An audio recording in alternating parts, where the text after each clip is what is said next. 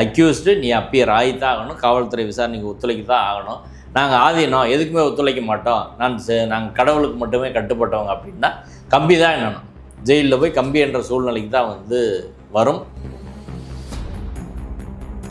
முன்ஜாமீனை ரத்து செய்து அவரை கைது செய்து கஸ்டடி எடுத்து விசாரிப்பதற்கான அதிகாரம் காவல்துறைக்கு. அதை நோக்கி தான் போகுது நீதிமன்றம். ஆமாம், கண்டிப்பாக நீதிமன்றம் விசாரணைக்கு ஒத்துழைக்க சொல்லியும் ஒருத்தர் ஒத்துழைக்கலை அப்படின்னா முன்ஜாமீனை கேன்சல் பண்ணணும். கேன்சல் பண்ணாதான் அவரை கைது பண்ண முடியும். முன்ஜாமீன் கேன்சல் பண்ணி அவரை கைது பண்ணி நீதிமன்றத்தில் அனுமதி மனு போட்டு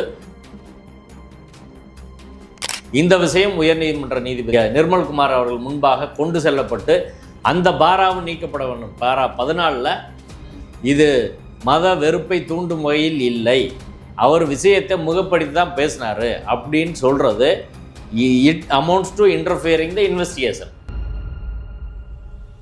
நிச்சயமாக நீதிபதி நிர்மல்குமார் அவர்களிடம் தமிழக அரசின் காவல்துறை எடுத்துரைக்கும் அப்படின்னு தான் நான் பார்க்குறேன். எப்படின்னா, நீதிபதி அவர்கள் ஏதோ இதை கான்ட்ரவர்சி போல கருதி பேசுறது இருக்குல்ல, அது எல்லை மீறி நீதிபதி சொல்கிறார். ரெண்டாவது, விசாரணைக்கு மதுரை ஆதீனம் முழு அக்யூஸ்ட் மதுரை ஆதீனம் முழு ஒத்துழைப்பு வழங்கணும். அவர் இப்போ வெறும் மதுரை ஆதீனம் இல்லை, இந்த கிரைம் நம்பரில் அக்யூஸ்ட் ஆதீனம் அப்படி போட்டிருக்கு. CCB crime number 22/2025